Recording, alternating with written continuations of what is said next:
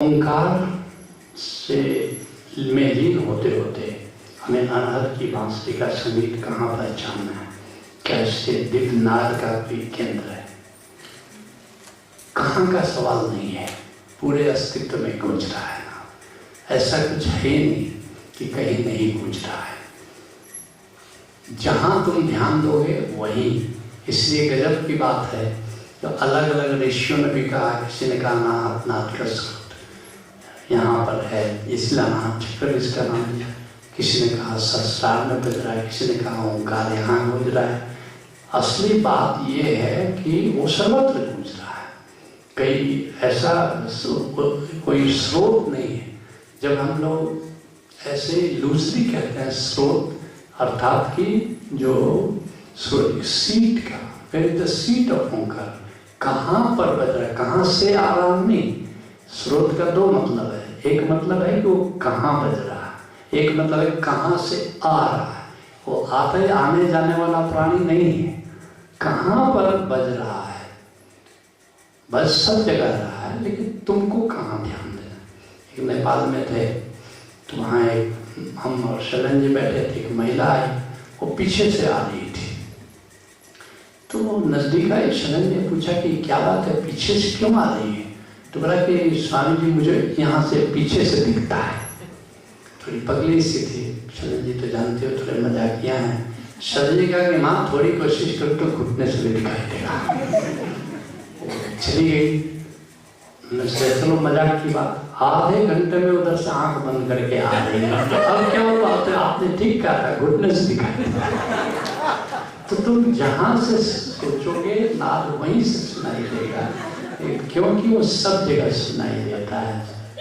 तो इसलिए ये मत कहो कि कहाँ से सुन, बस उसको सुन। राधा स्वामी से बड़ी झंझट खड़ी हो गई है। इतनी बड़ी परंपरा, इतनी सुंदर परंपरा पागलपन का शिकार हो गई।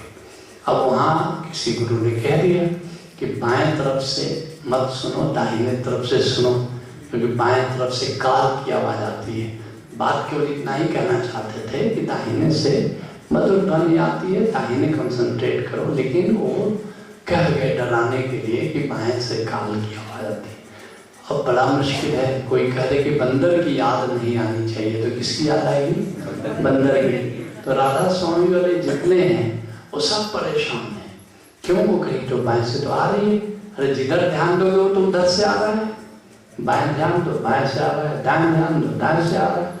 तो करीब करीब वो लोग विकसित है। पहले तो 99% वो लोग सुन, उनमें से लोग 99% लोग सुनते नहीं, और जो 1% सुनते हैं करीब करीब विकसितता की स्थिति में आए। राधा स्वामी वाले कहीं बोले क्या हुआ, इतने परेशान क्यों।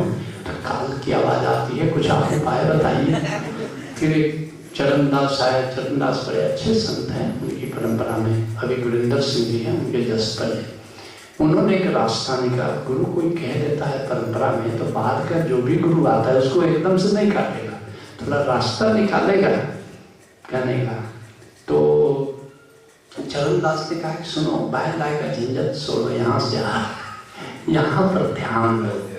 तो थोड़ा रास्ता निकाला, लेकिन अब सामने सिंह ने कह दिया कि वो बाएं काल की आवाज़ है, दाहिने परमात्मा की आवाज़ है। तो करीब करीब जिधर तुम ध्यान दोगे लगेगा कि इधर से ही आ रही है, क्योंकि वो सारे दिशाओं में सर्वत्र वो गूंज रहा है।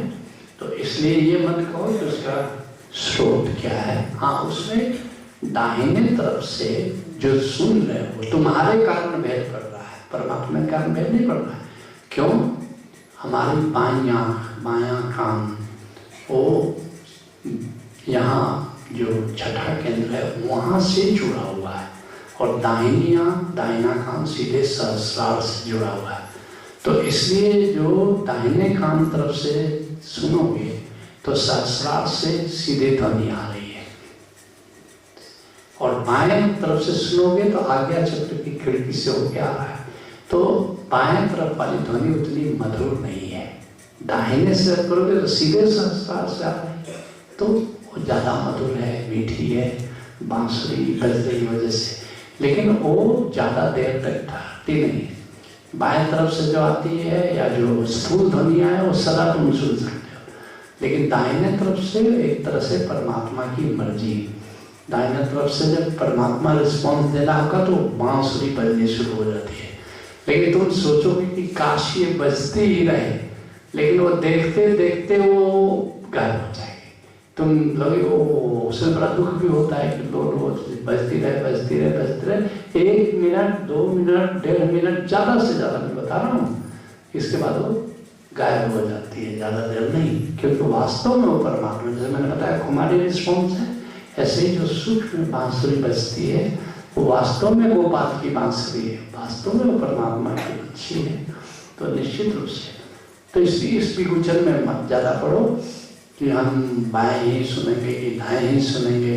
एक फिल्म आई थी सत्यम शिवम सुंदरम, वो हीरो जो था, हीरोइन का बायां गाल जो था वो रुखड़ा था, दाहिना गाल छीना था, तो दाहिना गाल देखता था तो कहता था कि ये मेरी हीरोइन है, जीना तमाम उसमें थी। अब बायां गाल देखता था तो कहता था ये तो मेरी हीरोइन नहीं। ऐसे तुम लोग कर देते हो कि परमात्मा की दाहिने तरफ की ध्वनि ये तो हीरोइन है हमारे, परमात्मा है, और बाएं तरफ कहना ये तो परमात्मा नहीं है, कुछ ऐसे।